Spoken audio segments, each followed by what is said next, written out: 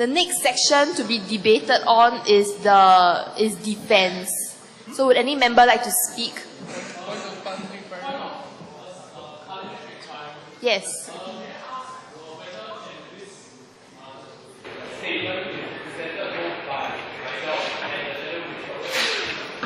A joint statement.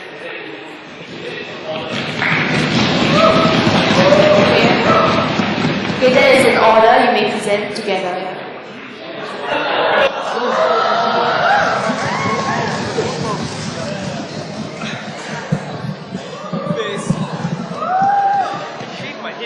Order.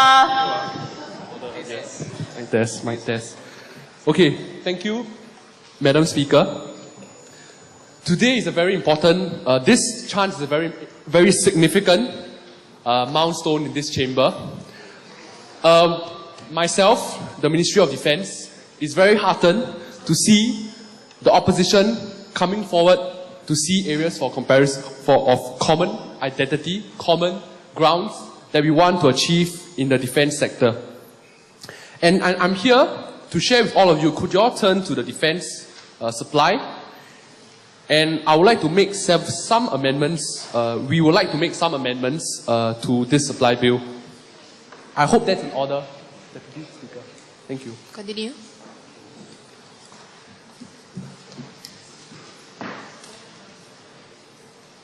Okay.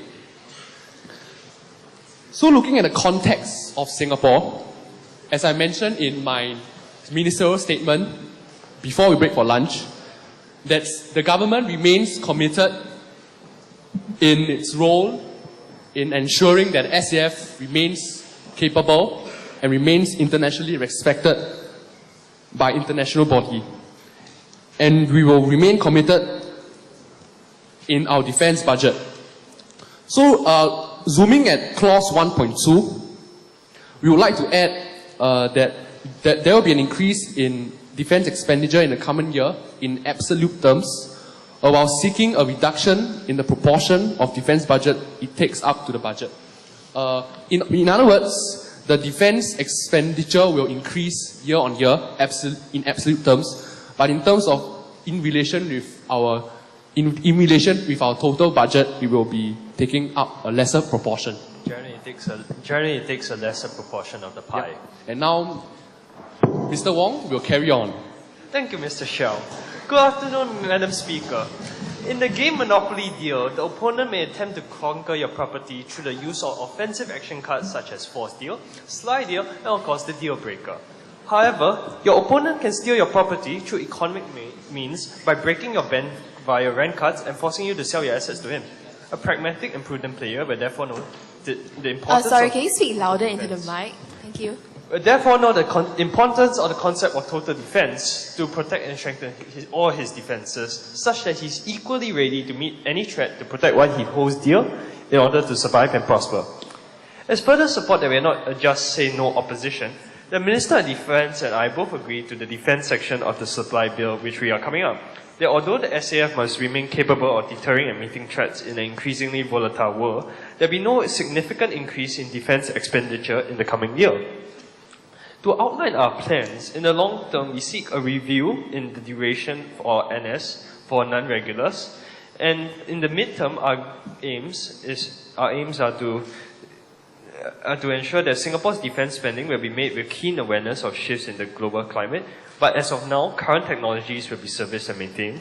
Defensive contracts made in the previous fiscal year will be honoured and not be cancelled, so as to prevent wastage of resources and to maintain our defensive capabilities. And the second midterm goal is to open up consideration the expansion of our arms industry by our premier arms company, ST Kinetics, to boost our military defense by ensuring that we are increasingly self-reliant on arms, and as well as our economic defenses by judging by the amount of money it can potentially bring to our economy. Our current short-term aim is for the continued pursuit of the highest standards of justice by ensuring that A, special assistance of the needy to the most needy or NS men are provided. by ensuring that the current welfare system of the SAF is maintained despite the hardships of the economic crisis. And secondly, to ensure that the legal rights of every NSF is upheld, as this will be done by the AGC, by a subcommittee under the Attorney General's chambers to ensure to further look into matters and ensuring the procedure is currently fair. And therefore, this we hope boosts our social and psychological defense, because we know every Singaporean son will know that we are looking out for them, and they can serve with pride and honor as a soldier of the SAF. Now, the Minister of Defense and I look forward to coming up with specifics for the third reading. Unfortunately, we could not come up with them now due to demands by my constituents members back in my lovely little island of Tekong. I'll end off with a quote. 水因地而支流，并应敌而制生。This is from Sun Tzu. Water shapes its course according to the nature of the ground it flows, and the soldier works out his victory in relation to the foe whom he is facing. I hope in the impending economic storm, the advancement in world affairs and the changes of our Singaporean societies, me and the Minister of Defense, we can be like water and handle the multifaceted issue of Singapore's defense with fluidity and flexibility. Further debate will be left to the third reading of the bill. Thank you. Okay, maybe allow me to just summarize what we have, both myself and Mr. Wong has just come up with. Okay, basically, in terms of our defense hardware capabilities, the change in the hardware capabilities will, in terms of either increasing or decreasing, will be subjected to the circumstances of our global region, our global circumstances. And we will review the duration of the NS servicemen for this year, and as well as we will ensure and we will review that our current judiciary in terms of military will be kept accountable and kept fair. Let me say. Yes, both of us agree on these general measures. Yeah. We hope that both sides of the House will support the bill, and we can quickly move on to other sections that have more controversial issues. Yeah, thank you. Thank you, Madam Speaker. Thank you. Will any member wish to speak? Yes, Mr. Sherman. Good afternoon, members of this House. I'm very heartened to know that both the Defense Minister and Shadow Defense Minister have agreed. I just have 2 points of clarification. One point is about what does the MINDEF intend to do about the recommendations for operationally ready servicemen. Because the last record was Record 5 in 2009-2010. So what are your coming plans for recognizing the contributions of NS men, especially in this coming economically tough period where people will have to choose between saving their jobs and going back for ICT, which necessarily comes with economic opportunity costs. And second thing is, have the MINDEF considered the results of implementing a quasi-judicial system overseeing the SAF? Because currently, if I'm not wrong, under the Constitution, Article 93, the Supreme Court reserves the right to have judicial review over any decisions. That includes the Military Court of Appeal. Thank you. Would either minister like to clarify? Yeah, sure.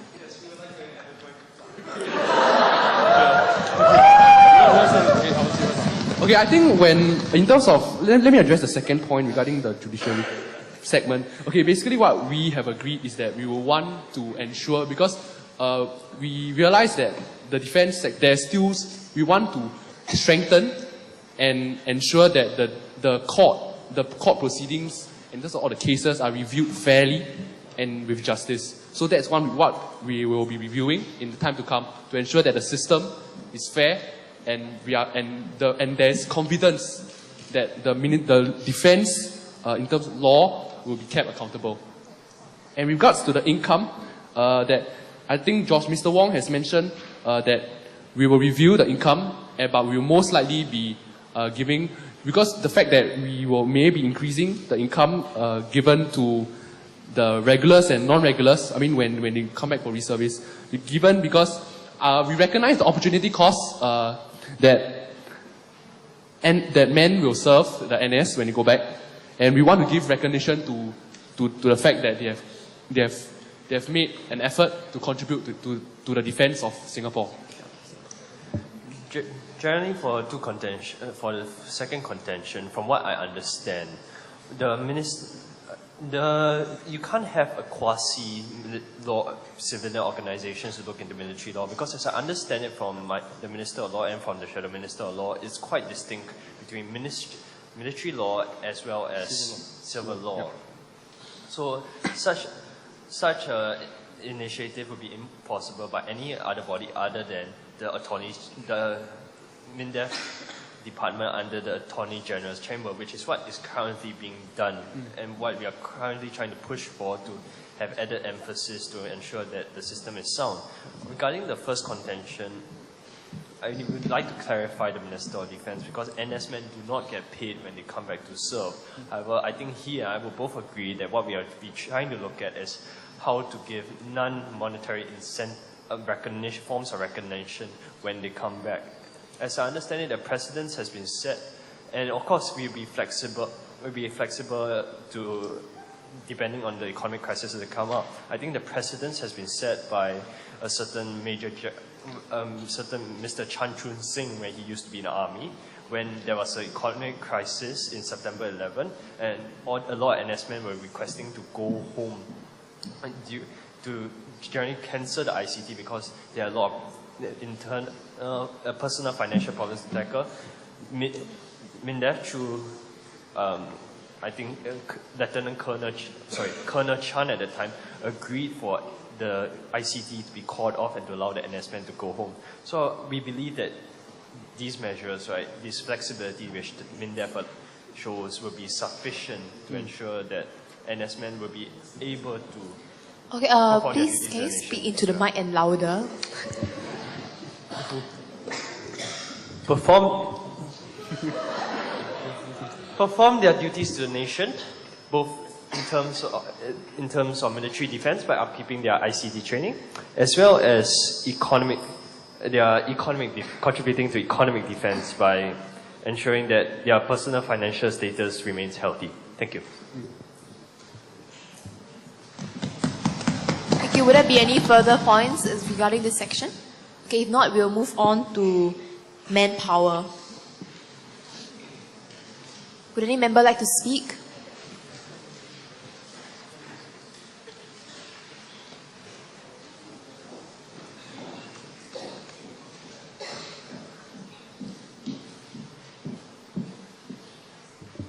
Thank you, Madam Speaker.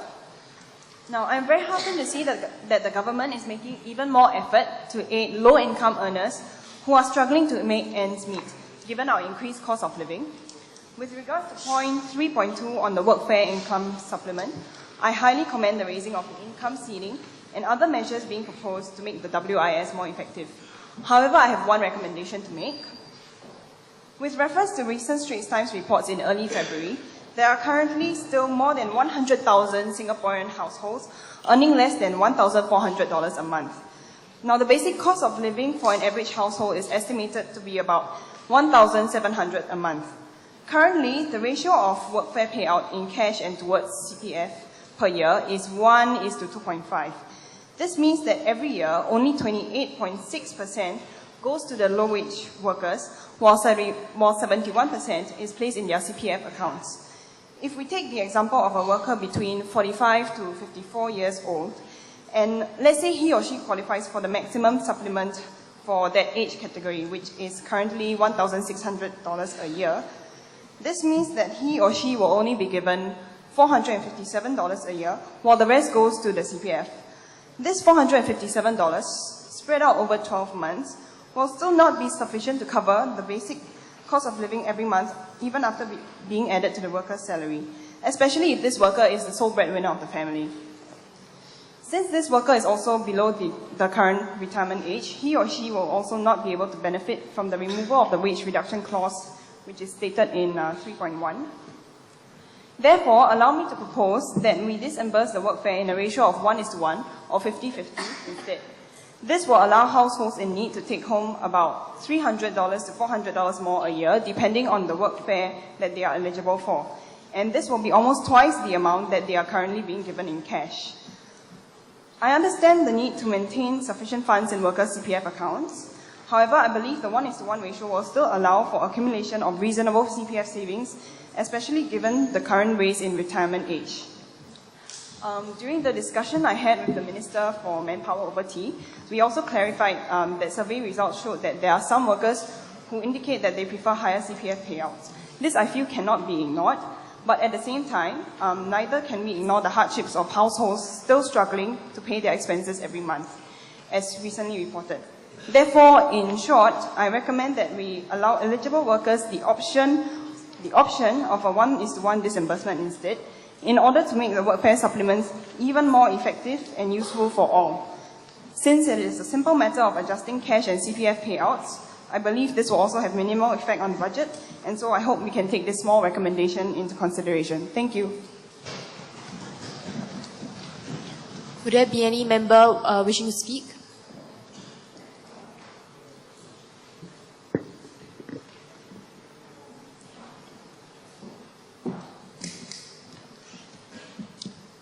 Thank you, Madam Speaker. Thank you to the Honourable Independent Member who has raised these very constructive and insightful proposals. I would just like to clarify that over tea we actually discussed that there might be an option of giving lower income families perhaps an option to choose whether they would prefer the 1:2.5 payout or the 50-50 payout as she proposed earlier. However, as I checked with the Minister for Trade and Industry, MTI actually did a study and then it showed that actually most families prefer the 1:2.5 ratio in terms of cash to CPF. And so I would like to thank the member for her suggestion. I would like to say also that the workfare income supplement is just merely one of the many areas and avenues where families can actually seek help, where low-income families can benefit from.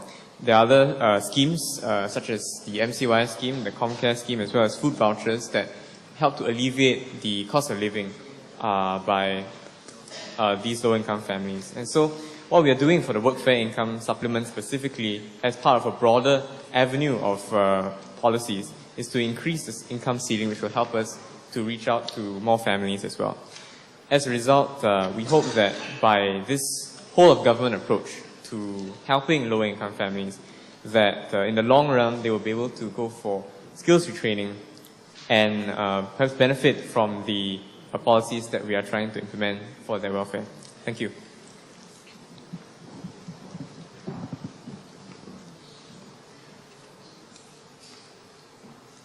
Ms. Chua Jie-ying.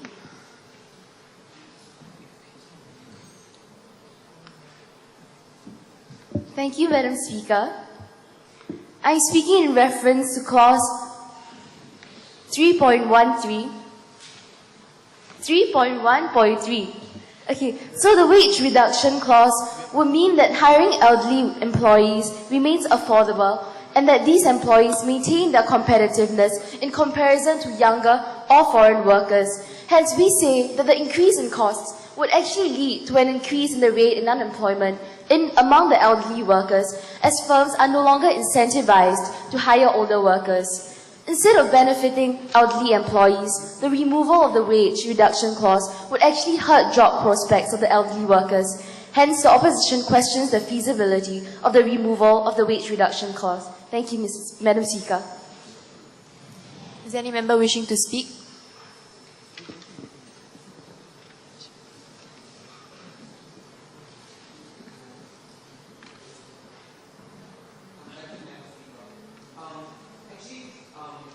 Sorry, can you please speak into the mic?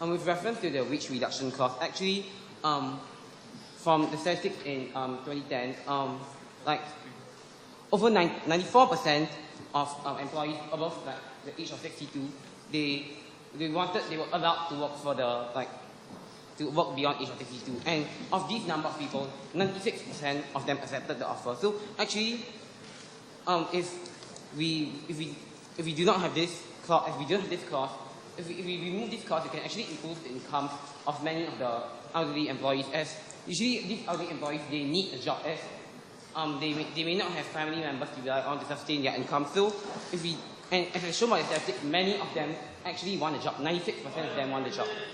Yes? Yes. Sorry. Okay, members please speak into the mic. Thank you.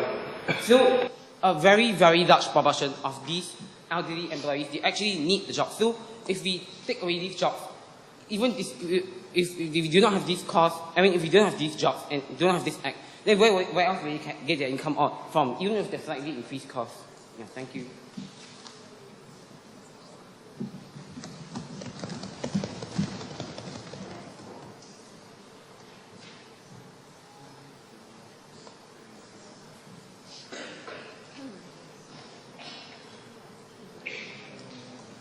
How may I address the speaker, the member of parliament from? Pioneer. Okay. Do you have any idea that if you remove the wage reduction clause, there will be less people actually hired by the firms? Because it goes by a demand and supply model. It's not just that, you suddenly increase the wages and the number of jobs will stay constant. It's not, because the meaning is workers are going to get higher. They are going to hire less and less of the older people and favor the younger ones. Now, is it better for the older people to have a job or no job at all? That is the question I will pose to you. Thank you.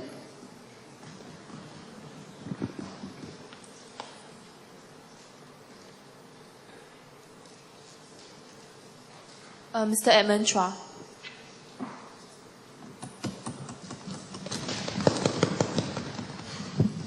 Madam Deputy Speaker, 副议长夫人，我想在此感谢在野党的同事对于我们的乐龄人士还有即将退休的人士的关心。In English, Madam Deputy Speaker, I thank the members from the opposition for their concern about the employability of our elderly workers. And so I'll make clarifications with regards to clause 3.13. Okay, with regards to the clause 3.13, the reason why we are actually adjusting for this is because we have observed that the labour market itself has got excess demand for jobs. We enter into this uncertain times with an additional 54,000 jobs at hand. And therefore, by actually adjusting for it, even if there will be a decrease in demand for the labour, we believe that there will be more than enough jobs to accommodate for our elderly who are reaching the retirement age this year. With this, I hope that it answers the concerns with regards to the two members. I again thank them for their concern. Mr. Tan Zong Xian.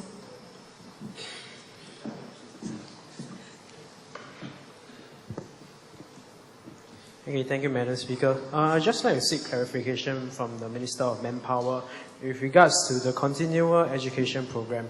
I understand that from the ministerial statement that he issued before the lunch, he mentioned that there will be a subsidy of courses for low-income workers. So, can I ask, does this courses?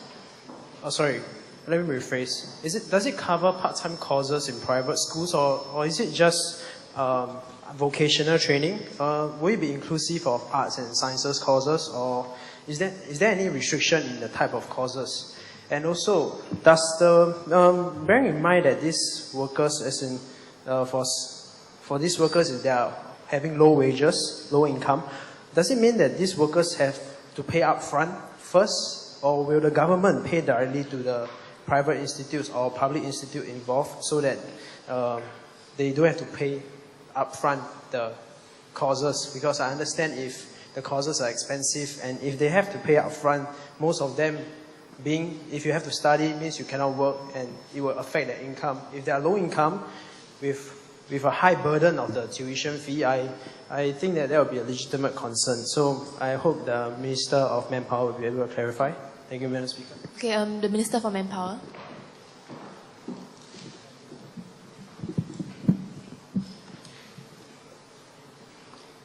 Thank you, Madam Speaker. In reference to the Honourable Member's question, it is a subsidy for basic diploma and below holders to pursue post-diploma courses. And the exact specifications of which post-diploma courses these are will be specified by the continuing education and training institutes. But basically, these courses should involve skills where workers can benefit from when they can upgrade or obtain professional qualifications.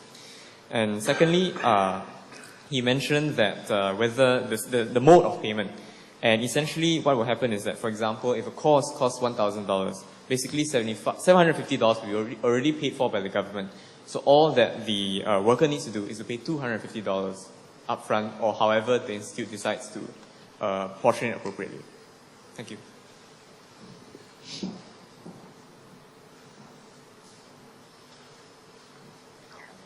Mr. Yu Ming Hao.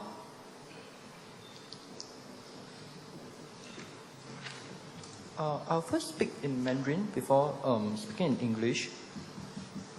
议长夫人，还有在座的各位议员们，首先，在野党成员们对人力部部长所提供的方案感到非常开心，并且感到非常欣慰，因为人力部长已经考虑到在野党所提供的许多意见，并采纳他们。但是在某些课题上，我也有我的一些担心和担忧。请看3.3.3，在那里我们提到了将会为裁员的专业人士们提供培训的服务。对此，我想请问人力部长，至于培训方面，是给予他们新一套的知识，还是巩固他们以前所拥有的知识？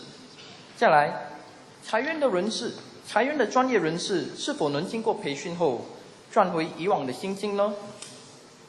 下来，我想请问人力部长，在你所提出的方案里面，你说将提供多2000万来给这些学校来继续成人们的教育。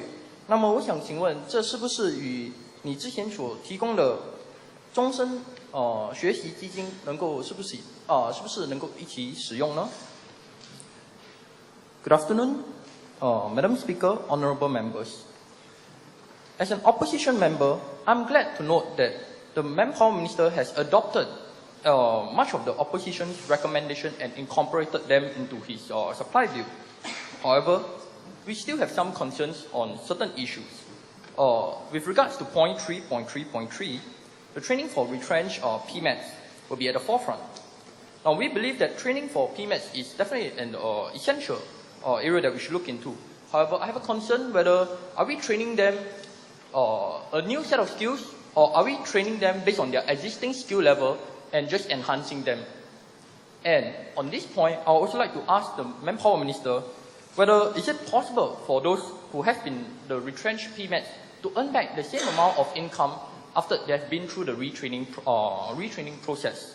Last but not least, you mentioned here that you would like to provide an additional 20 million in the care of the CET Institute to ensure continuing adult education.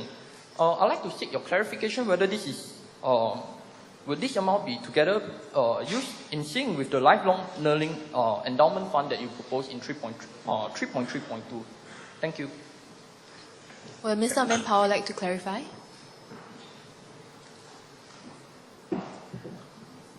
Thank you, Madam Speaker. I would like to thank the Honourable Opposition Member for his query.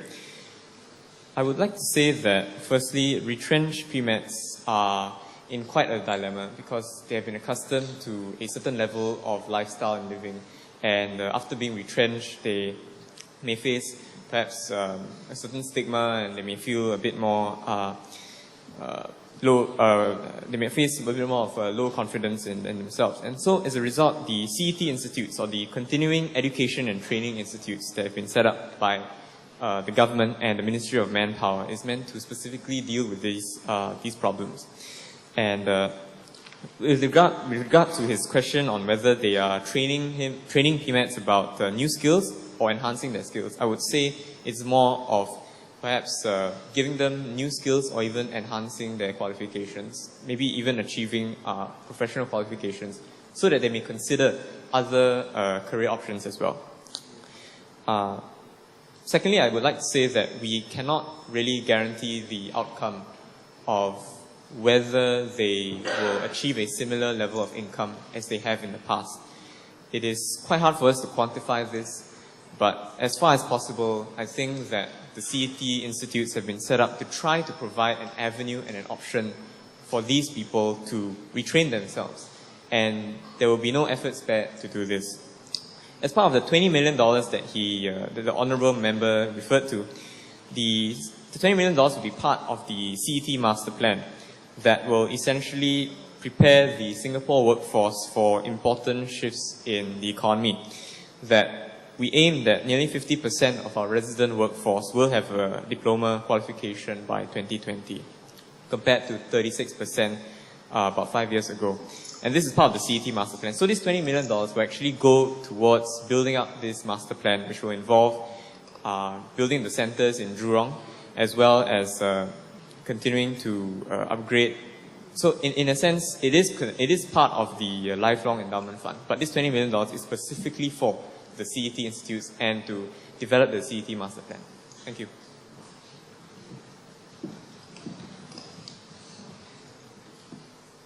Mr. Marcus Kong.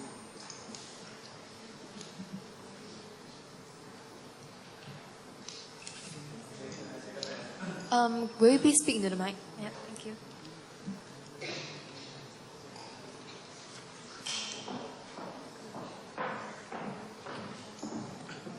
Thank you, Madam Speaker, ma'am. I'd like to ask the Minister for Manpower with regards to 3.1.3, I applaud him for wanting to keep more older Singaporeans in the workforce. But I'm going to push it a little bit further by asking the Manpower Minister, will he be considering to increase the CPF contribution rate for citizens above, the working citizens above age 50? Because it's noted that when citizens reach the age of 55, many of them are not meeting the minimum sum of 131,000 currently. So is he going to increase the minimum CPF contribution rate so that more citizens will be able to meet the minimum sum requirement before they could withdraw on the CPF? And one more question that I would like to ask the Minister for Manpower is with regards to CPF Medisave. Currently, CPF Medisave is when the citizens, the CPF Medisave account owner has passed on, it only can be transferred to his or her estate's CPF Medisave account. I will ask the Minister for Manpower to actually consider allowing CPF Medisave to be actually included in the estate's total withdrawal from the CPF account so that it can be distributed to all each individual estates accordingly. Thank you. Does any member wish to speak?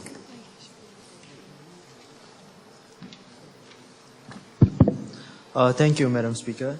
Now I would like to bring to point the point of 3.2.1 and 3.2.2. With the implementation of workfare income supplement, we can see that there's an easing of the criteria to allow more people to be eligible for workfare. And now I would like to allow the Ministry of Manpower to elaborate further on 3.2.3. Thank you. Minister of Manpower? Yeah. Thank you, Madam Speaker. I would like to firstly address the question put forward by the Honourable Opposition Member about minimum sum withdrawals. I think that over here in the supply bill, we are proposing to raise the retirement age to 65 very soon, and then gradually raise to 67 in future years. And so we have to, the CPF drawdown age will also be adjusted accordingly. So I think based on the minimum sum, we'll have to take a look at, we'll definitely have to look at the CPF minimum sums and try and tweak that if possible. Secondly, the CPF and Medisave contributions can definitely be taken into account. And I would like to invite the Honourable Member to propose his specific proposals with regard to this issue. Secondly, with regard to clause 3.2.3, we realize that for this workfare income supplement, there might be a certain segment of workers that are not so aware of this policy that we are implementing. And so we are resolving to increase publicity for the workfare income supplement through a comprehensive public relations campaign carried across the print, the broadcast, and the online media as well. As a secondary step as well, personalized letters will be sent to all homes that qualify under this new regulations specified in the supply bill to notify them of their eligibility under the scheme. So we aim to target a broad-based approach. We hope that most of the workers, if not all of the workers that qualify for workfare, will decide to take up this option as well. Thank you.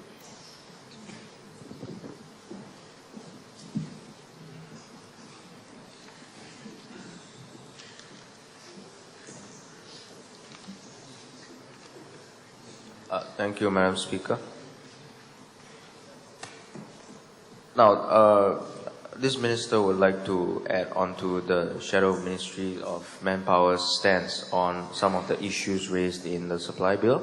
Firstly, with regards to retirement policies, the Shadow Ministry of Manpower believes that increasing productivity would increase the chances of continued employment within the sectors of the elderly. And with that said, a balance has to be achieved between lowering job availability to those who are newer, who are younger. For the old cannot give way to the new if the old are stuck in their jobs. With regards to the relevance of society to be maintained, the extension of retirement age will come as a boom to economy and not a boon. The issue of foreign workers. The decrease in foreign workers under the construction sector would mean an improvement in environment for the community. For the blue-collar workers, well, are not very well known for their adding to cultural diversity. In terms of skilled workers, the Shadow MOM believes that increasing the quota of skilled workers above the average productivity of locals would improve economic efficiency. Stricter regulations in hiring foreigners to ensure that social stability is not affected should be at the forefront of the ministry's concerns. As for the class divide, the middle class are the sandwich class and are usually the ones finding themselves fighting against the social structure. More opportunities have to be given to them for them to transit out of the whirlpool of stagnation. With regards to retirees, Singapore is indeed a non-pension state where pension is unsustainable. It can be given by the examples of the EU that Singapore cannot exist as a welfare state. The question of pension cannot be implemented as it will discourage people from working and welfare payouts should function better.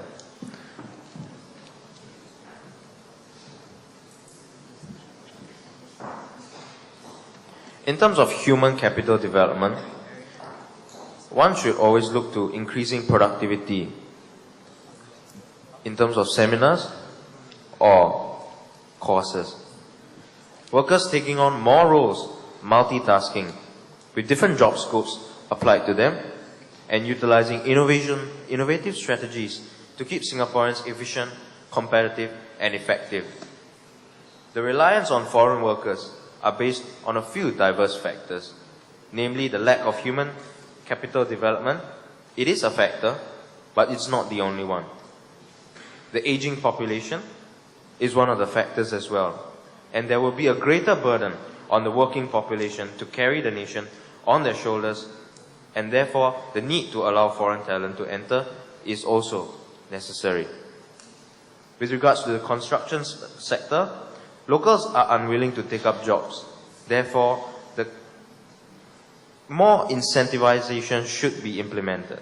For example, a crane operator can earn up to 3,000 a month on average, a substantial amount. Why doesn't any Singaporean want to take up the job?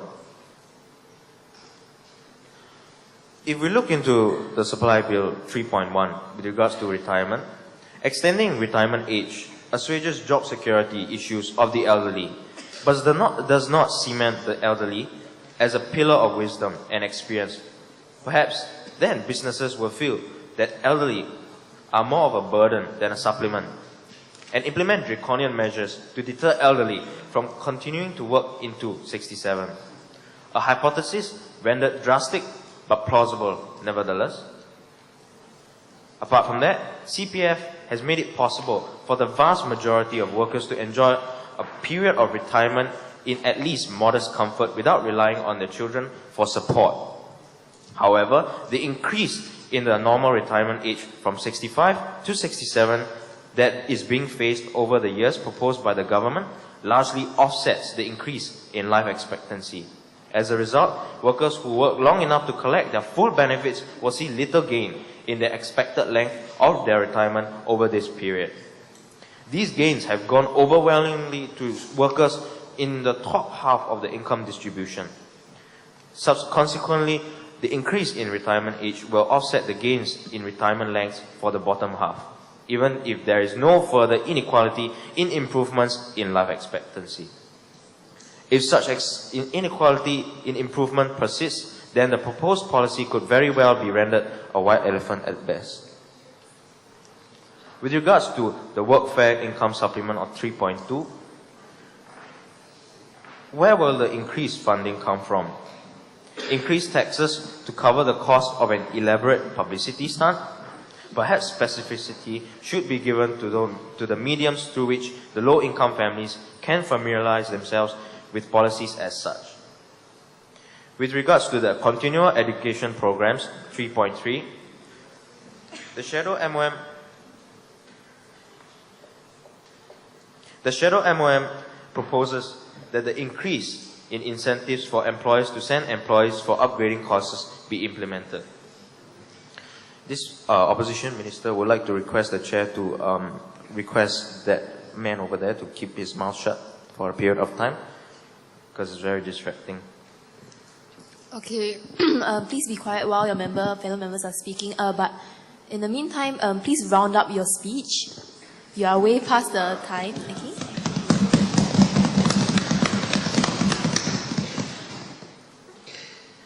As we look into manpower policies, we need to steer our ship in the right direction, avoiding the whirlpools of job competition, space constraints, and seeking the lens of a growing economy, diversity, and prosperity. As we brace the storm that awaits us, we need to cast out the unnecessary burdens from our ship, relieve its weight, and to come out of the storm stronger and faster. Therefore, I invite my government counterpart, Mr. Timothy Fang, to work together with me to steer the ship in the right direction. I would like to yield my time to the Minister of Manpower to see if adjustments can be made. Thank you. We will move on to the next section. The next section will be finance. Will any member wish to speak?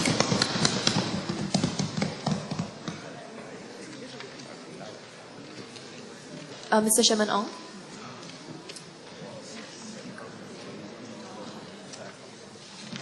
Thank you, Madam Speaker, for giving me the chance to speak. Okay, I'd like to take this opportunity, to go through the finance provisions of the supply bill in short. But anyway, I'd like to take this chance, to reiterate that the opposition, is in agreement with most of the budget that's proposed, especially in the finance part. Okay, and we are glad that the government proposed a general reduction in the GST level in the upcoming fiscal year, which is one of their main thrusts, because we feel that this is undoubtedly good for the nation. After all, we are of the opinion that the lower GST does benefit the worst off in society, and this does not offend our principles of equity in that we believe that a more just and equitable society should be built. However, let me shift the debate back to what the main bone of contention we have, which is the issue of taxation, and more specifically, should we adopt a tiered GST system? And the opposition, in a short answer, answers this question in the affirmative. Dear members of this House, the opposition is not blind to the potential downsides of a tiered GST system, which I have recognized just now during the questions of some members, my answers to some of the questions. Okay, and the chief bugbear of such a tiered GST system, right, is that of added administrative hassle, which we do not deny. Indeed, most OECD and IMF papers actually flag out the example of New Zealand to support a flat VAT system. Because ever since implemented a flat VAT system in 1986, right, the system has been espoused as a resounding success. Okay, in an OECD report in 2010, the VAT revenue ratio, which measures the proportion of tax recovered out of the total tax liability, New Zealand ranks first among OECD countries. This is the good news. Members of this House, the example of New Zealand, right, okay, is always used to support this case. But if you were to look at the same OECD paper and figures, you can see that the top 5 of the VAT revenue ratio ranking, at least 2 out of the top 5 have tier systems. And they are Luxembourg and Switzerland, which are second and third respectively. Okay? To dismiss a tiered GST system, right, just because New Zealand's example is really good, is in our view a tad myopic. Okay, and the VAT revenue ratio collected, right, does not fall just because of adopting the tier system simplicity. Rather, we have to look at the issues of enforcement and administrative workability to evaluate the feasibility of such a system. As we have reiterated earlier in my earlier answers, we have full confidence in the ability of IRAS to enforce the proposed tax regime effectively.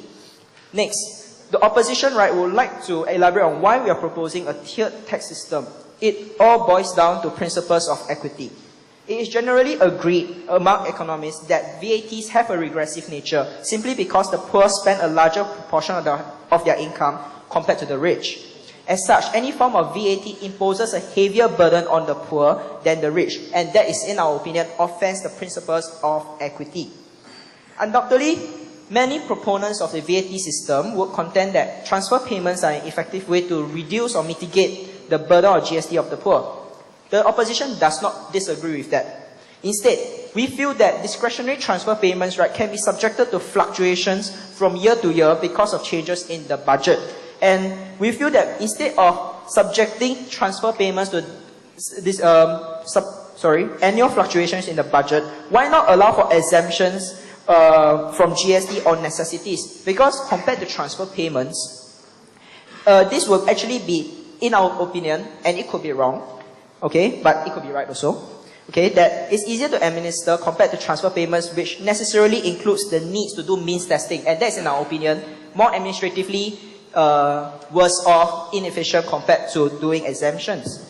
Members of this House, we are not advocating a full-fledged tiered GST system, which I think some members have interpreted just now. Rather, we are only seeking the imposition of GST exemptions, right, at the onset of import, and this only will apply to necessities, and imposition of extra GSTs on luxury goods at the point of import. Subsequent value added to the goods, right, will still be subjected to GST, and this is to prevent any complications and litigation that will arise from such a rule. And this is, in our view, striking a balance between principles of equity and ease of administration. I'll move on briefly to the other points. That is developing a credible banking system proposed by the Minister of Finance. We believe that the Minister of Finance, by proposing to having a better deposit insurance balance, right, actually boosts market confidence, and after some discussion on our side, we feel that we have no major bones with this, so we agree with this substantially. Next is about establishing a credit bureau, and we feel that this is, in our opinion, a good step because it ensures that companies and individuals actually get access to credit, especially in this contractionary economic period. Members of this House, I would like to summarize my stand again. We are in agreement with most of the measures. However, what we are not in agreement is over the long term, right? Do we still want a flat GST system that may impose an over-heavy burden on the poor, or do we want to look at the possibility of adopting a tiered GST system, which have worked in some countries, such as Luxembourg? Okay, and with that, I'll round off my speech. Thank you. Mr. Edmund Chua.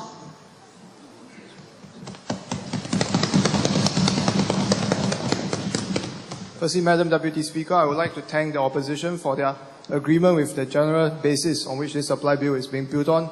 And in these uncertain times, I believe that the people will appreciate it a lot. Madam Deputy Speaker, so the greatest point of contention with the finance area of the supply bill would then lie within the VAT system, or rather the GST system. So I would like to make a point of clarification first, if that is in order, with the opposition on which kind of discretionary VAT, or rather which kind of discretionary GST are they looking out for? Because there are two types of systems generally that are going on in the world. The first type is that there is exemption in certain industries and there are exemptions in certain sectors, such as the healthcare and such as for F&B.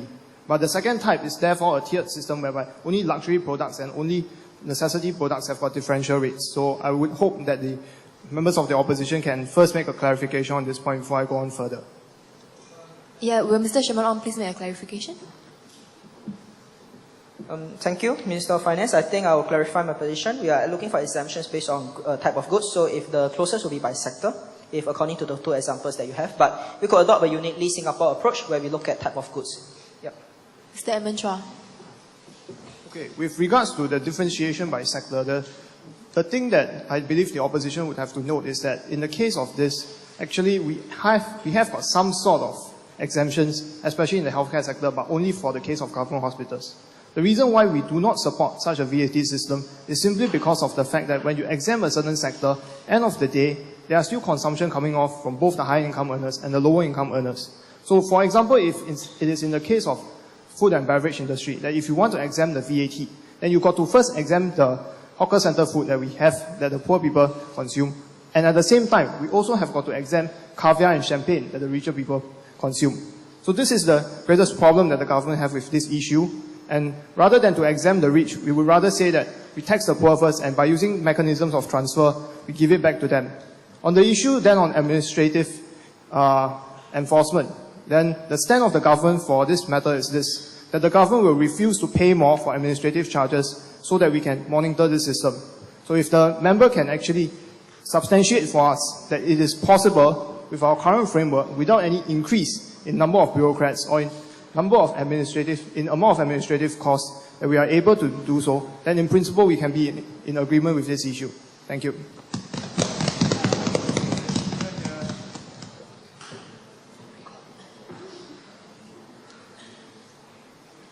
May I request that the member speak into the mic?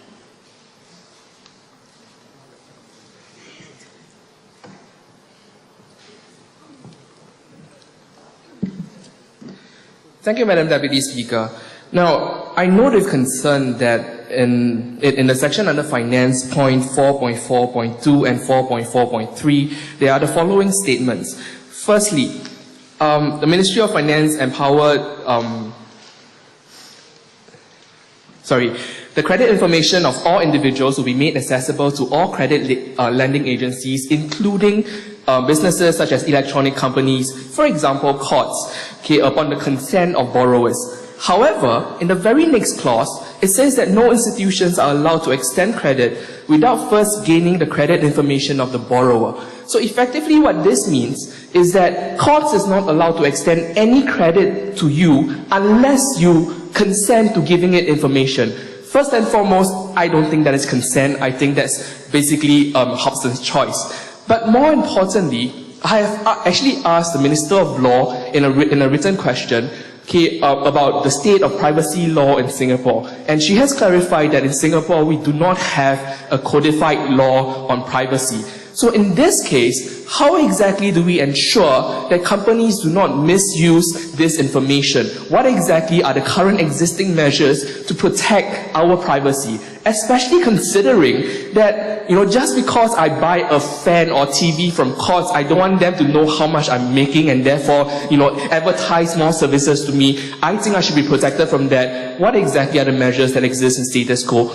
After all, in other countries, there's a difference between the banks. Some of them will provide basic lending services, where there are other credit, the credit part of business. Those in the US are separate. What exactly do we have in Singapore?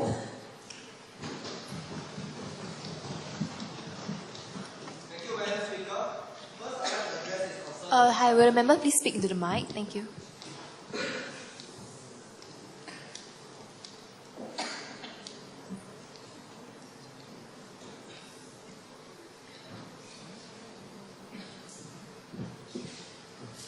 Thank you, Madam Speaker. First, I'd like to address the honourable member's concerns about privacy.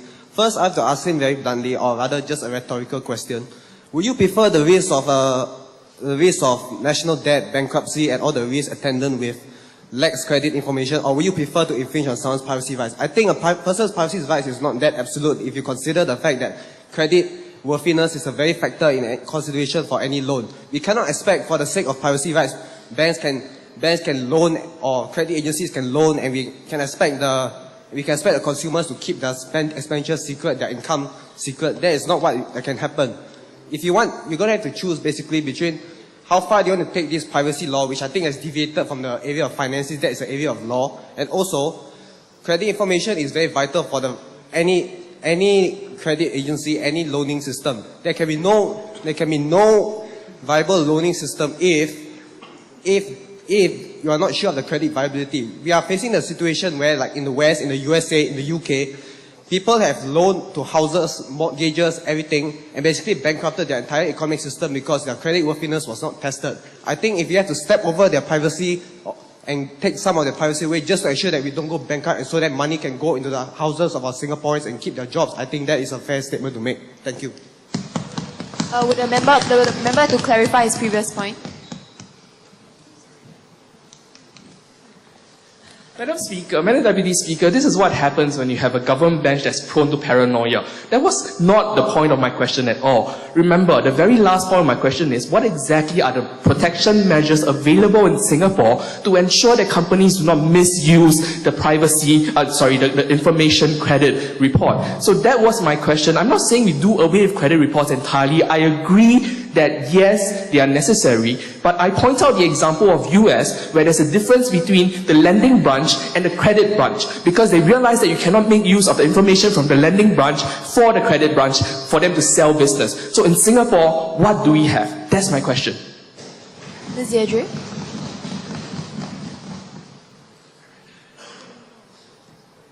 Thank you, Madam Speaker. I'll just make a short clarification with regards to the area of the law. The Minister for Finance will be more equipped to handle the finance aspects.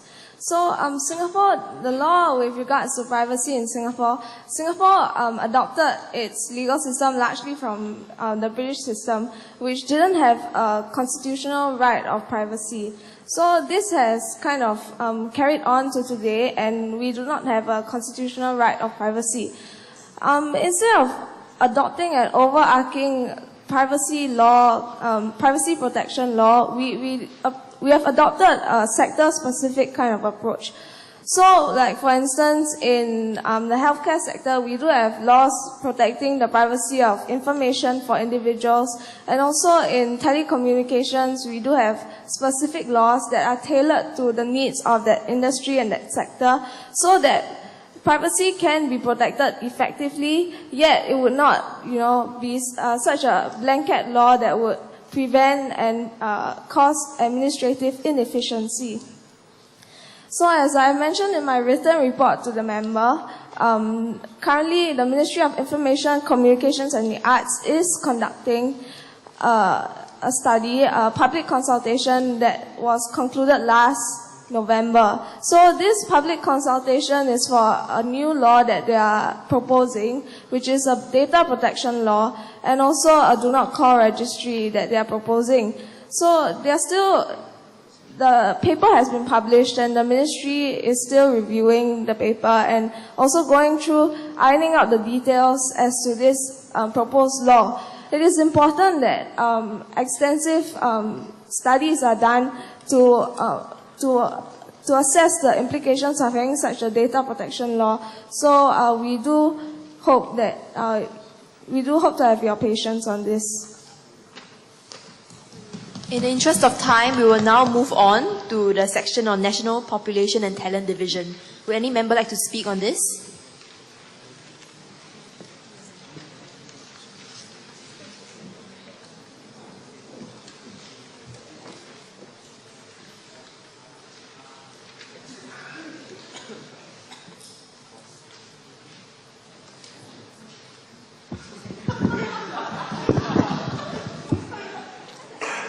Okay, thank you, Madam Speaker. As I have actually had a small talk with the Prime Minister over tea break just now, I would like the Prime Minister to clarify on the issue of cash gifts, we understand that our population kind of like red packets. A cash gift is a good way to incentivize people to have more next generation to procreate. But I have an issue in when is the cash gift being given?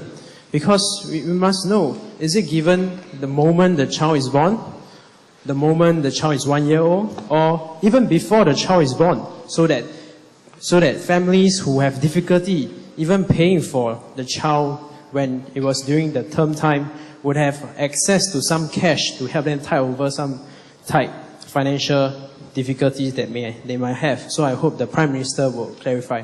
Thank you, Madam Speaker. Mr. Darrell Lee.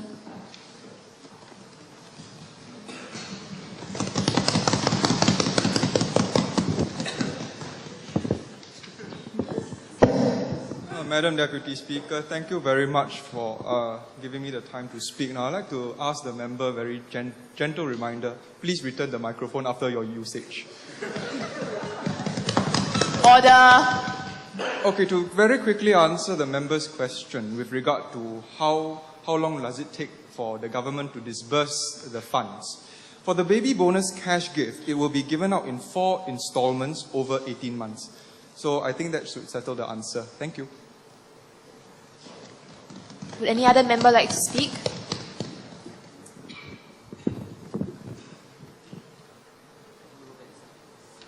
Mr. Jonathan Lee.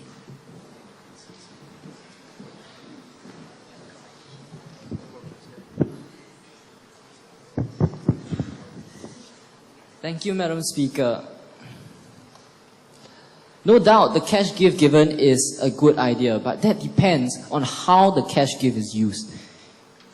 This cash gift that was proposed by the Prime Minister's office was open to use for in any area of their life. In other words, this cash gift can be dedicated to non-child areas or luxury goods. For example, television, clothes, or even OSIM massage chairs. I feel giving this cash incentive, firstly, is wrong by principle. The incentive to have a child should be the enjoyment of being a parent and not this cash gift that comes along. Yes, it could be used to encourage them, but that also depends on how it is used. Should the parent use the money to buy such luxury goods, the child will feel more, the parent will feel that the child is more of a burden because this child becomes a hindrance to the things that the parents want to enjoy. For example, when a mother is watching television, the baby suddenly cries, and then she has to stop watching TV, go to the baby, and just take care of the baby. She'll feel irritated, and this has happened in the US, where this mother was so irritated that she Member, killed her please child. only stick to relevant points. Okay, I'll come back to the topic. Order. I don't have strong statistical evidence to show that this baby bonus scheme, this baby bonus money will be used for luxury goods that will that will create this burden on family members. I don't have evidence, but I searched on the internet. I did find a whole list of comments showing people who did use this money to buy those luxury goods. If people really do use these luxury goods to go and use this money to go and buy these luxury goods, yes, it could. It in fact could really discourage families and other families from having more children, as they really begin to see children as a hindrance to joy. I propose we limit this money to be only used for child items or child food items or items that will benefit the child and lessen the burden of having the child. That's all I have to say. Thank you.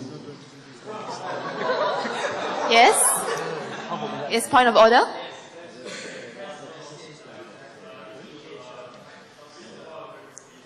Okay, hold on. We'll deal with the mic issue first. Is that... Okay, there's a point of clarification.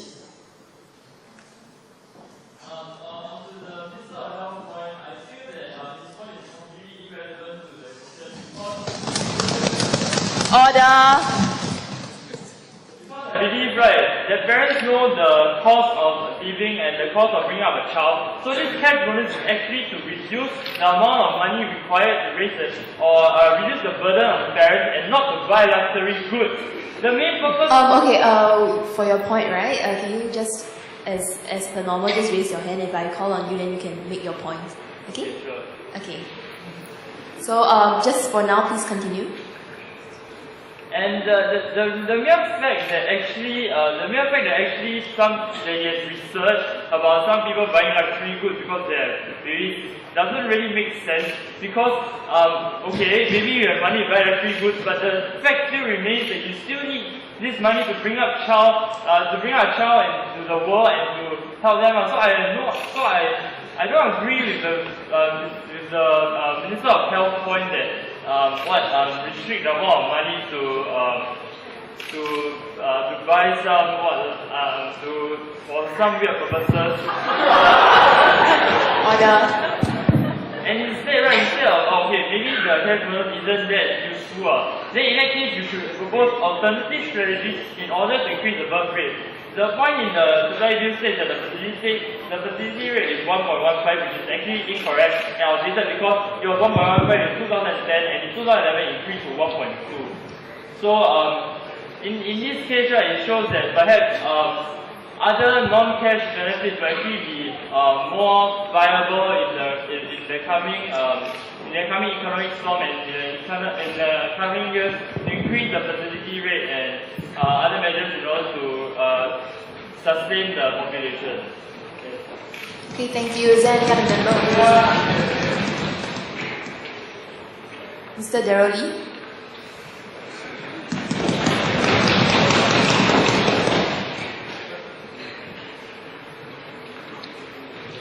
Thank you, Madam Deputy Speaker.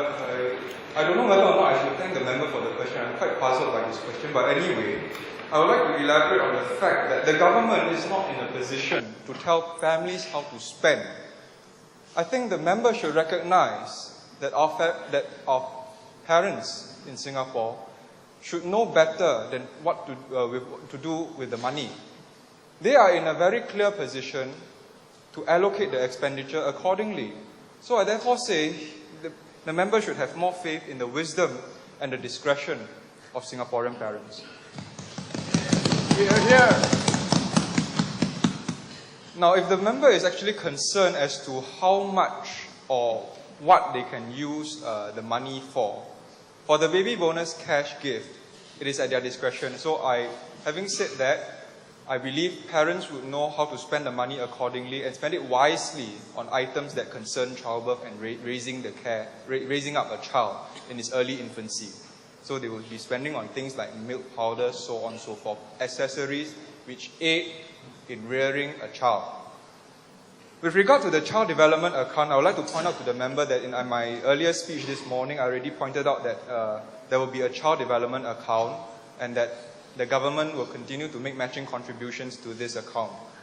For his edification, I would like to point out that these funds in the CDA can be used for payment of fees at approved institutions registered with the Ministry of Community Development, Youth and Sports, childcare centres registered with MCYS, kindergartens, special education schools, early intervention programs, healthcare institutions under the Private Hospitals and Medical Clinics Act. It can also be used to purchase MediShield or MediSave at approved and private integrated plans. So the balance of in the CDA, as mentioned earlier in my speech, it will go to the PSEA the moment the child turns 7. Whatever balance will go into the PSEA. I hope that clarifies. Thank you. In the interest of time, we will now move on to another section, the final section of Community Development, Youth and Sports. Will any member be wishing to speak?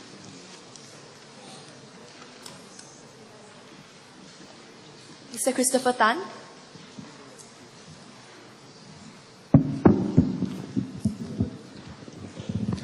Thank you, Madam Speaker. All right, I'm very grateful to the Minister of MCYS for his very informative reply to my question for written response that I asked earlier. In the spirit of bipartisan cooperation, I would like all of us to support a small amendment to the section. Currently, certain members of society are automatically excluded from entering the casinos, such as those on Comcare. I would like to extend this to all those with unsecured debts of over $20,000. This I have already cleared with the government MCYS team, so I would like to put forward this motion. Thank you. Mr. Bey Ming Ching.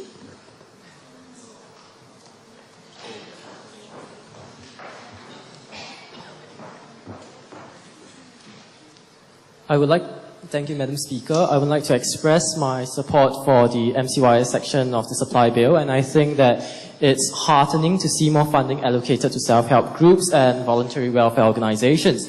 However, I wish to see a clarification on clause 5.10, where it clearly states that spending on sports will increase by 1 million in preparation for the London 2012 Olympics.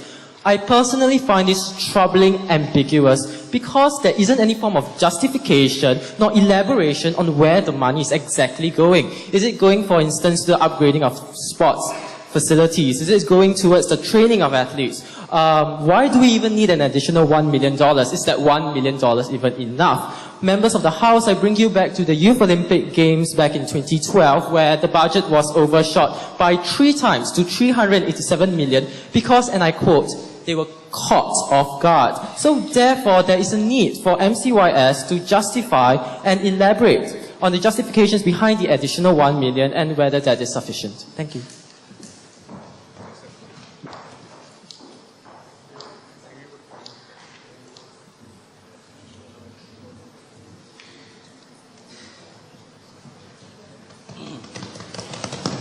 Thank you, Madam Speaker. And I thank my fellow independent for highlighting that. Basically, firstly, I would like to say that on our previous parliament sitting, our Minister for MCYS has already highlighted to our Shadow Minister on why $1 million was set aside for the London Olympics. And the reason, I will repeat for the sole purpose of my Minister, is to cover the miscellaneous fees.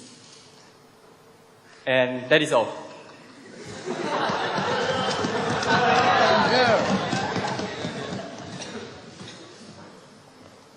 Is there a clarification? Sorry. Okay, go ahead. Public debate. Why do we even need a $1 million to be allocated to miscellaneous? What this miscellaneous fees consist of? Will it be a response to that? Yes. The response given by the Ministry of NCYS is actually very comprehensive and it's available in the Hansard. I would urge the member to read it. That is in order? Mr. Bey Ming Ching, do you have a clarification? We are asked that the reason is stipulated within the supply bill and that it constituted as an amendment of the supply bill itself. Sorry, pardon? That the reason of having to pay miscellaneous fees to be included within the supply bill itself as part of an amendment. That is already in the supply bill, right? If I'm not mistaken. It's not, is it? Okay. I think we should move on. So is there any other member wishing to speak? Mr. Muhammad Hazri.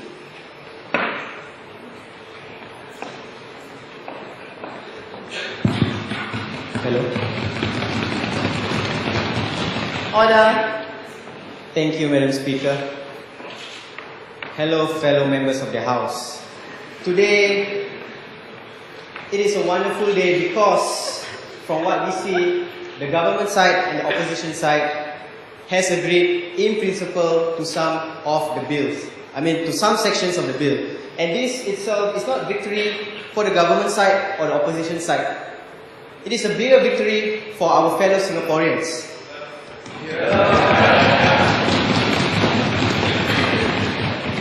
And understanding that, for example, Ministry of Education and Ministry of Defence, with such spontaneous show just now, I would like to extend our goodwill to the Ministry of MCYS. From what I understand from the Minister of MCYS, they propose SOAR Singapore. The purpose of SOAR Singapore is to increase the efficiency of how VWOs, social enterprises and SHGs are being run. In principle, I agree that there is a need to increase the efficiency of such organizations because personally, I had experiences which makes me believe that there are sufficient funds to help everyone who's in need. The problem is we do not have an effective way to ensure that the right help is being given to the right people in the right manner. So with that in mind, I accept SOAR Singapore as one of the initiatives that the Ministry of MCYS and the Shadow Ministry of MCYS will embark. However, $50 million is a big investment. Hence, I would like to know more about SOAR Singapore from the Minister himself. And after that, I would like to suggest that he invite me along to be part of the planning process to ensure that SOAR Singapore will achieve its lofty goals. SOAR Singapore aside, I also have another issue about sports development. I understand that the $1 million given is for miscellaneous expenditure in terms of logistics and in terms of administration. $1 million is not much, but to the individual sportsmen, I believe it means a lot for their preparation. So I agree with that. Secondly,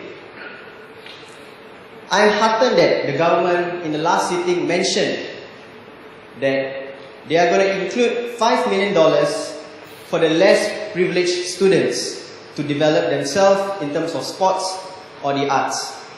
So in the interest of sports, to me, the government is showing attention towards sports development. However, unfortunately, in the supply bill, it stops there. So I'm here today to give a suggestion on how we can improve sports locally, comprehensively. And I would like members of the House to bear with me because I'm going to give a comprehensive approach which will transcend ministry. Hopefully, everyone here will have an open mind to see where we are coming from. So when we talk about development in sports locally, to me, there are two-pronged approach to it. First is the infrastructure. Secondly, it is the training framework itself. Let me elaborate further about the infrastructure. Currently, I understand that the government is trying to improve infrastructure in terms of training, in terms of fields, for example.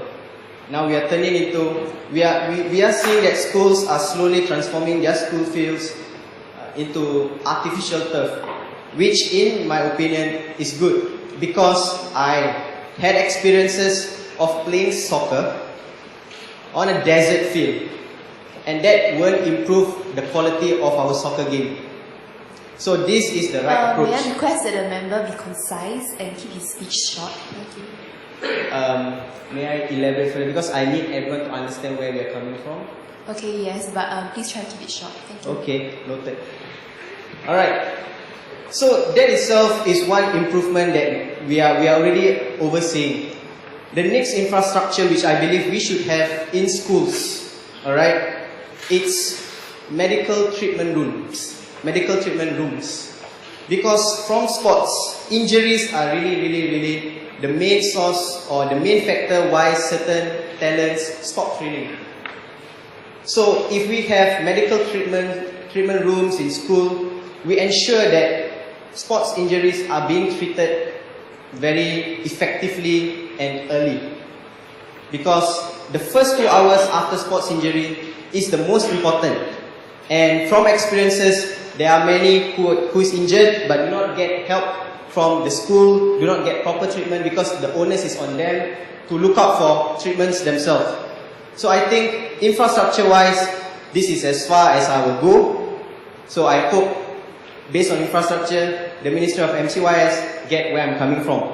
Now, when I'm talking about the training framework itself, now from what I understand, in countries like Indonesia, in Thailand, or if you are looking to the European countries like Britain,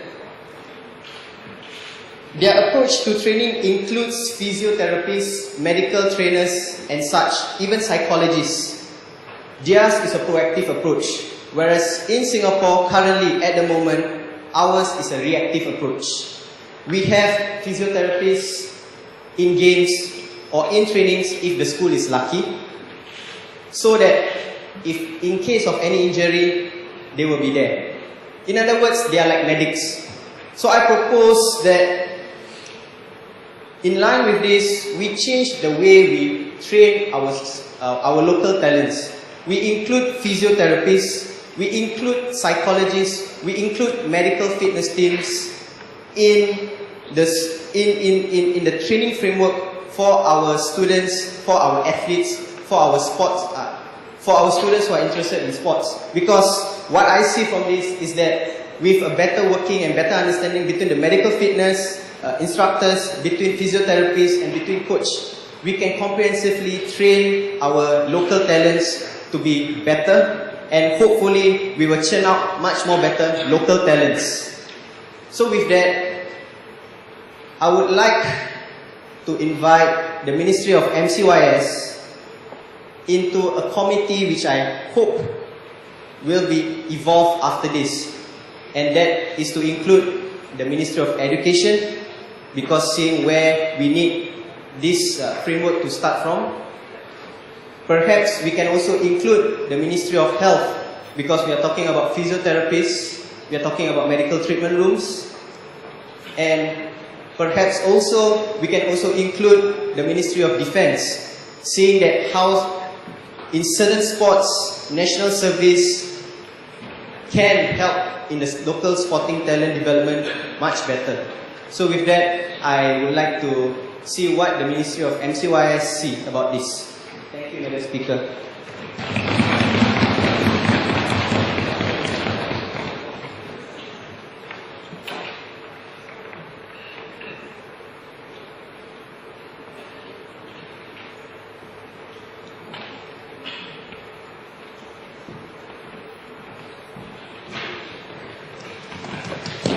Madam Speaker, I thank the Honourable Member of Opposition. Hi, sorry. May I request the member to keep his speech short?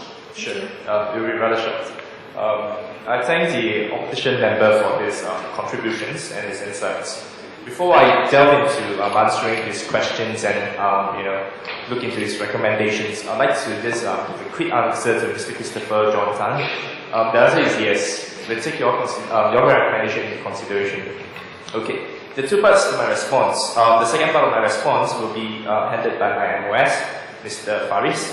I'll delve into the part of SOC, because this is actually a thing in which the ministry feels is necessary at this point in time. As you know, as society changes and progresses, we have more and more social problems coming up from different areas of society that the ministry alone may not be able to handle as competently as we want to. For example, the aging population challenge is a big challenge which we have.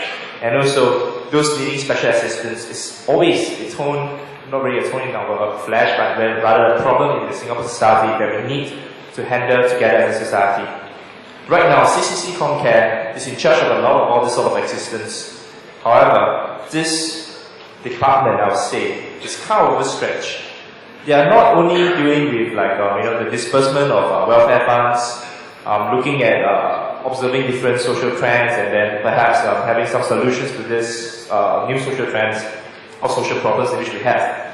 They are also in charge of dispersing social enterprise fund support through the Comcare Enterprise Fund.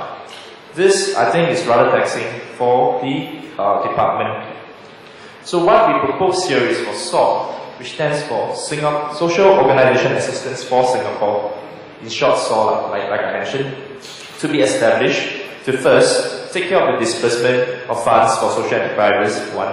And the second point, or rather the second objective of this organization is to provide support for VWOs, self-help groups, even non-governmental organizations, other civic groups, which want to develop, which wants to look at how they can play a part in Singapore's development, be it the civic sphere, the civil sphere, etc. We help them to look at how they can run the organization more effectively. So this $50 million which we set aside is actually part of an endowment fund. It's a very small endowment fund actually. 50 million is not that big. But I believe that this endowment fund, if we spend properly, and we set out a department within the MCYS to administer this fund prudently, we can make a difference to the social sphere of Singapore. And to and this will eventually kind of satisfy the various social needs, the various aspirations of Singaporeans when it comes to social life, social activities, the causes in which they believe in. This organization has a huge role to play. Although indirectly they are doing the role, it will definitely help. With that, I'll pass the time to my Minister of State, who will elaborate on the sports aspect of your question. Thank you. Okay, for this, right, I'm sorry, but we will not be moving on. For now, we would like to proceed with the third reading.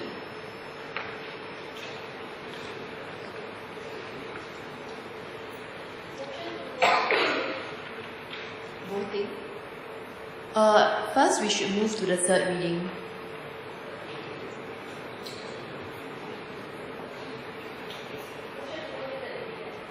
Okay, we shall proceed with the third reading. Members may continue to discuss the details and propose amendments to the bill. So, are there any members wishing to speak?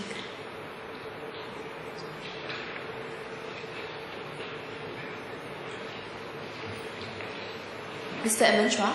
I'm sorry. Mr. Edmund Chua. Point of Madam Speaker, may I know if it is the fact that we are going to vote on this bill after I make this speech? Yes.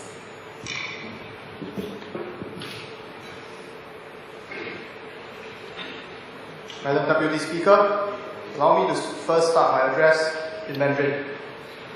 副议长夫人，东汉丞相曹操曾说：“兵在于精，不在于多；将在于谋，不在于勇。”同样的道理，一份好的财政预算案，讲究的不是在于开销的数额，而是如何以民为本，为民谋福。同样的道理，一个称职的内阁，讲究的不是一时的口舌之勇，而是一世的服务精神以及施政的能力。In English, Madam Speaker, what I would like to put forth to the House while they are considering on whether or not they are voting for the supply bill is that the merits of the supply bill should not be judged by the quantum of expenditure, but by how the expenditure is being used for the benefits of our Singaporeans. At the same time, the merits of the parliamentarian should not be about their ability to speak in parliament, but it should be about their ability to understand the concerns of people and also to reflect this into policies. Madam Deputy Speaker, I believe that the issues facing the country today cross party lines, and I'm deeply touched by the efforts made by members from all sides of the House in the Select Committee meeting last week. And I thank all members who were present for their input.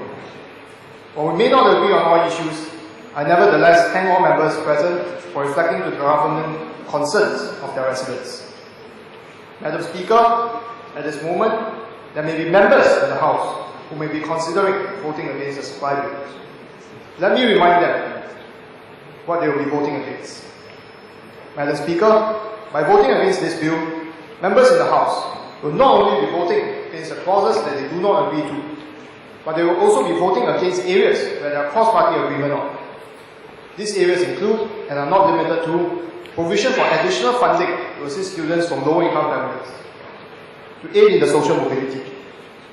It includes the provision of job credits to ensure the job security of Singaporeans, and the assistance given to SMEs so that they can improve on their productivity. It is with so many areas of agreement that it is only right for all members of the House to vote for this supply bill before tabling for amendments of clauses where there are further disagreements upon. Madam Deputy Speaker, I would like to take this moment to share with the House the fundamental beliefs that inspired the government to write this supply bill. At the ideological level, this government persists in investment and education despite holding back increment in many other departments because we believe in the provision of equal chances. At the same time, we have deliberately kept taxation lead because we do not believe in equality of outcome. But we believe that Singaporeans, with the opportunities provided, should be free to aspire for success without fear of taxation. We have moved from the GST to more specific means of revenue, such as a casino levy and excise duties, because we believe that people should pay for what they want, but not what they need. Sorry, they should pay for what they need, they should pay for what they want, yes, but not what they need. At the same time, we remain true to pragmatism because we understand that we have to remain competitive. So we cannot afford to raise our income and corporate tax excessively to compensate for the GST. At the same time, we give businesses all the help that we can afford at these difficult times, not because we are ideologically a right-wing party, but because we believe that the best welfare that we can give to the people is a job security. On an equally pragmatic issue on baby bonus, what I would urge members to look at is not only the proposals put forth by the Prime Minister, but this supply bill in entirety, because the main driving factor that allows people to procreate and to increase the fertility of Singapore is not only in the bonus that we give out, but also in whether or not they can have job security and whether or not they can have housing security. And this is exactly what this bill seeks to address. At the same time, Madam Speaker, we have strengthened the social safety net, but we stayed true to the principle of paying people to stay in work and paying people for skill improvement. We have made investment through SOAR, increased tax subsidy for philanthropy, and increased our funding to self-help groups so as to build a larger civil society through the many helping hands approach. This party did not have to believe in the civil society, but we chose to believe in the civil society because we believe in the innate goodness of Singaporeans, and more importantly, because we believe in the potential that they have. It is also in the government's belief that society can be best served not through the bureaucracy, but through its own efforts. With appropriate assistance and encouragement from both the state and community leaders, whom many of us, or rather whom all of us, serve in our local communities, that we can collectively build a more gracious and inclusive society, both at the community and national level. Madam Deputy Speaker, while I wrote this budget as the Minister of Finance, I have also reminded myself that I was first an ordinary Singaporean, then the Minister of Finance. And so I kept in mind the importance of addressing the fears and aspirations of Singaporeans. As a child, I had the misfortune of being hospitalized 4 times in 2 decades. I remember the first time in which I was hospitalized, which was in the midst of the 1995 Asian financial crisis. I understood the fear that my parents faced as small business owners due to the uncertainty arising from the crisis. As investors, due to the depreciation in value of their financial assets. And I understood the difficulties they had to face if they had to juggle between keeping their business afloat and affording the hospital bills. My family was fortunate because I was adequately insured for my surgery, but I could imagine the stress that a lower-income family would have to face if they were placed in the same predicament, where job security was threatened and the ability of the family to afford healthcare comes into question, especially if the Medifund and Medishield were to be absent. That is why, in line with the party's belief, I have made it a personal commitment to ensure that every effort is made to protect the job security of Singaporeans, to maintain confidence in the economy so that businesses can continue to operate, and to increase investment into the Medifund while looking into solutions to decreasing healthcare costs. Madam Speaker, while we seek to address the challenges in 2012, the government also addresses the aspirations of Singaporeans by creating opportunities for Singaporeans to emerge stronger from the crisis. The opportunities for Singapore to emerge stronger from the crisis. This includes measures to incite growth in the financial industry, while at the same time strengthening the regulatory framework.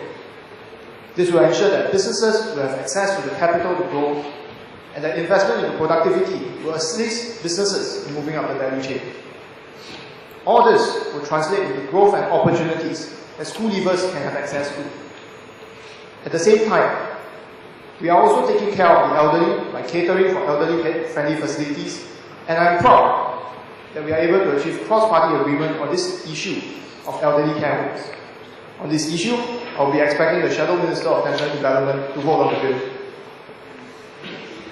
Ultimately, Madam Speaker, I would like members of this House to think about the Singapore within our reach. A country that leads the world in education.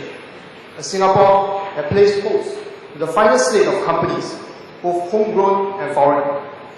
A future where the Singaporean dream remains ever so real because of equal opportunities, meritocracy, and social mobility. Madam Deputy Speaker, this was the same country in the 1960s, where a widow who has never worked a day in her life before the death of her husband would bring up 6 children because of diligence and assistance from her family, community, and an MP.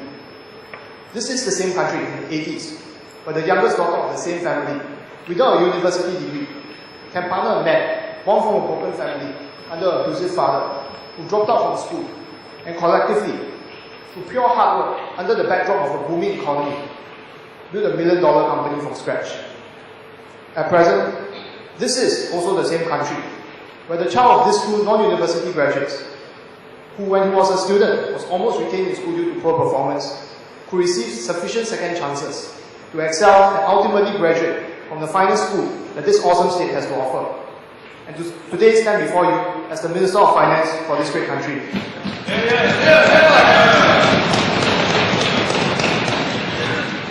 Madam Deputy Speaker, this is by no means a one-off example.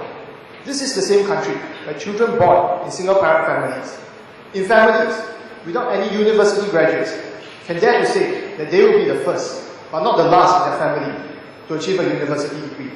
And I'm proud to present to the House 2 of whom who are sitting with us today in this House as your Minister of Education and your Prime Minister.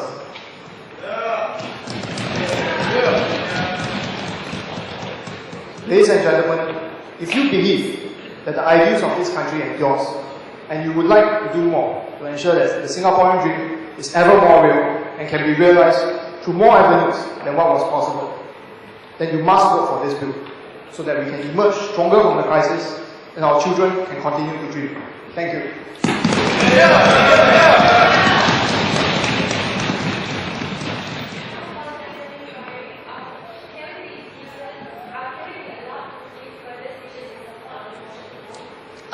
In the interest of time, no, not today. Yes.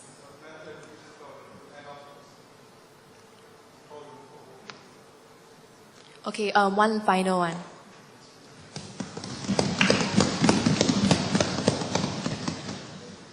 Madam Deputy Speaker, thank you very much for your indulgence. This House has seen a vigorous debate on the supply bill over the past 2 sittings. It has been the battleground in which the government, the opposition and the independents have fought over how best to bring Singapore and Singaporeans forward in uncertain times. Now the opposition might be certainly contemplating voting against the government. Perhaps it is in their nature to do so. But I urge them pause and to listen to what I have to say, because we know that adamant opposition to reason is blind at best and foolish to say the least. My honourable colleagues have given speeches that exhort all members of this House to put aside partisan differences and cast their votes in support of this bill. But before I do the same, Madam Deputy Speaker, I'd like to give the House my analysis of what voting against this bill means, by focusing on 4 aspects of the bill: defence, education, national development and population measures. Voting against this bill would mean the destruction of bipartisan efforts in terms of defence. And I expect Mr. Wong's vote in this matter, since he has worked very hard to secure bipartisan agreement on this issue. Where education is concerned, voting no would mean that we will not be able to improve tertiary education for Singaporeans, neither would we be able to increase the size of our teaching service, nor recruit more allied teachers. I would like to remind the members opposite that voting against the bill is tantamount to voting against the efforts of their own members, the Shadow Minister for Education, and Mr. Chuang Er-chin, whose passion for education is so worthy of mention, and I again expect their votes on this matter. For national development, Voting against this bill means voting against proposals to increase the supply of flats for Singaporeans. Opposition to this bill would mean higher flat prices and ultimately an utter failure of the members opposite to recognize the efforts of their Shadow Minister for National Development, Mr. Yu Ming Hao, whom I like to commend for his distinguished ability, bilingual ability and bipartisan efforts.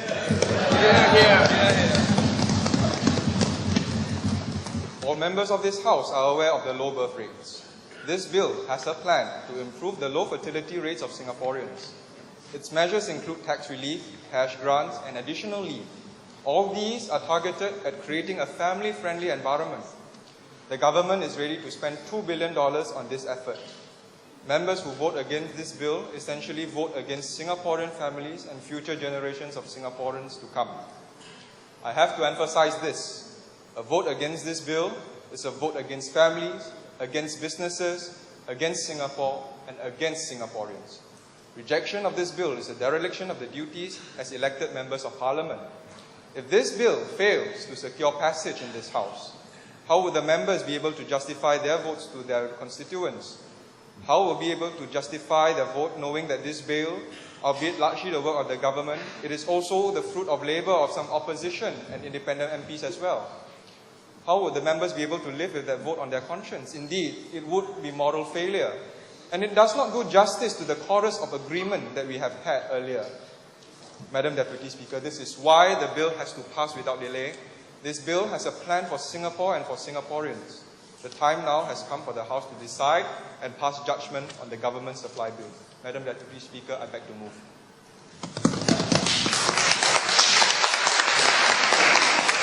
Order. Will members please sit down? Thank you. Yes.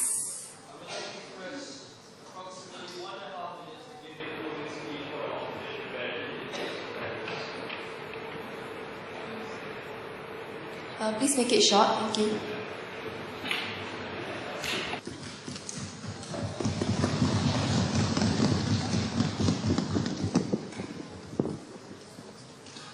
The Shadow Minister of Defence, on behalf of the Leader of Opposition, would like to notify the Parliament that the whip has been lifted for the Opposition for the voting of the supply bill.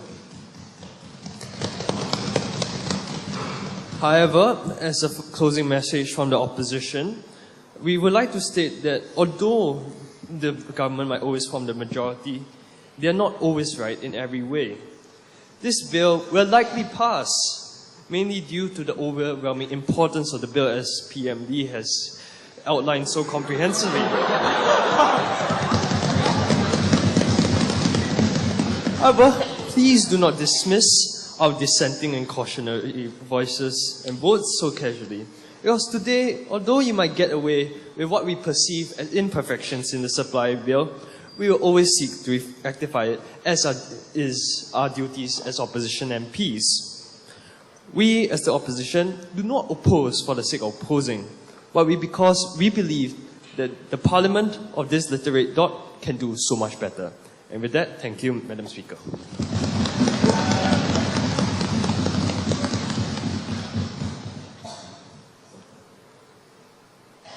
Would there be a motion to close debate on the bill? Motion to close debate. Okay. Are there any seconds for this motion? That of the opinion say aye. Aye. To the contrary, no. Okay, the ayes have it. We will now close debate on the supply bill. The bill has been passed.